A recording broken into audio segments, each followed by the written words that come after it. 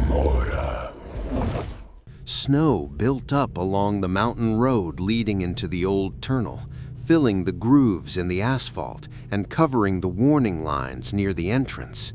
The tunnel cut straight through the ridge, a long concrete passage used for freight trucks and late-night drivers avoiding the longer valley route. On Christmas Eve, traffic slowed early. By night, the road stood mostly empty. Marcus Ellery pulled his truck onto the shoulder just before the tunnel entrance at 11:19 p.m. Heavy snowfall had reduced visibility, and he planned to wait until the road crews cleared the far side.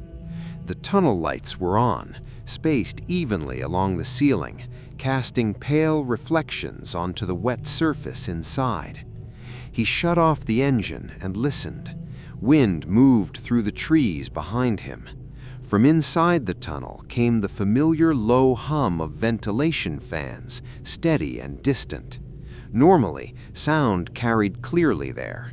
Even a dropped object echoed sharply from wall to wall. Marcus stepped out and walked toward the entrance, boots crunching softly in the snow. He stopped just inside the tunnel's edge, where the concrete swallowed outside noise. The air felt colder than expected, dry and still. He spoke aloud without thinking, testing the space. His voice did not echo. The words stopped abruptly, absorbed as if the tunnel were padded rather than hollow. Marcus waited. The ventilation hum continued, but no reflection returned. He tried again, louder this time. The sound fell flat, ending a few feet from his mouth.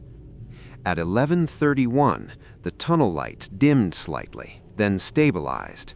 Marcus checked his phone. No signal.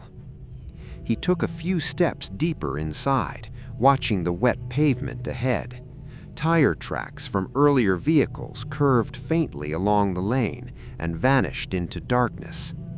Footsteps sounded ahead of him. They came from deeper inside the tunnel, moving toward the entrance at a measured pace. Marcus stopped.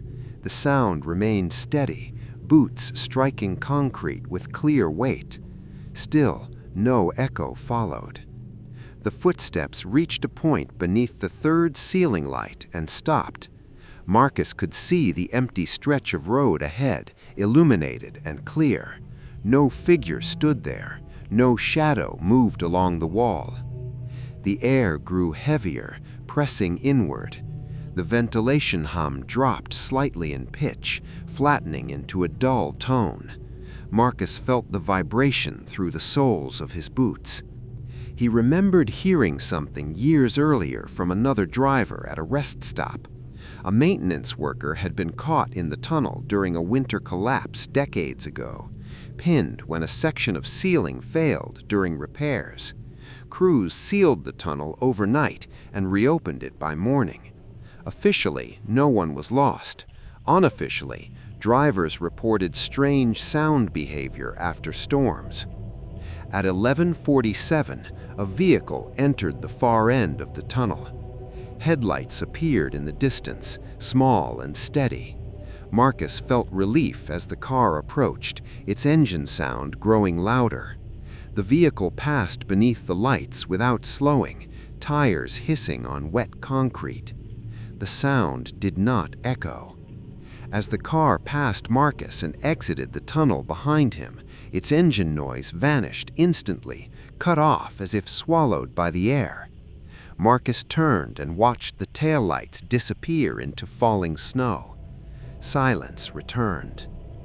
The footsteps resumed. This time they moved past the point where Marcus stood, continuing toward the entrance. He stepped aside, heart steady but alert. The sound passed within a few feet of him, close enough that he could feel faint vibrations in the concrete. Nothing brushed past him. Nothing disturbed the air.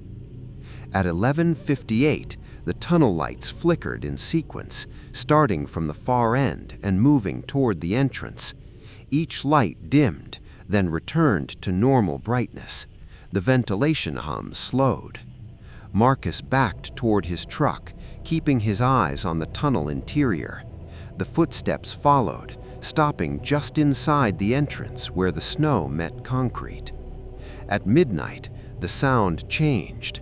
A low grinding noise rose from deeper inside the tunnel, not mechanical, but structural, like pressure shifting through the walls.